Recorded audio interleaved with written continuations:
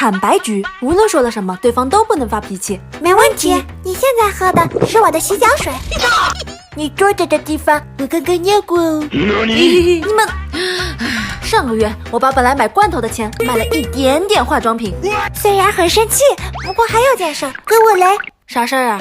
趁着天猫双11第一波开卖，我俩把小金库花光了。花光就花光了呗，这冒牌价够华丽呀！我挑的嘛。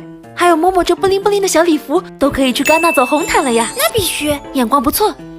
哎，不对，你俩小金库没那么富裕啊。因为在买之前点左下角领了大额优惠券呀。默默你忘了，还有在收废品的老伯那里，用妈妈的包包换了好几10块钱呢。别说了，妈妈听我姐，是不是玩不起？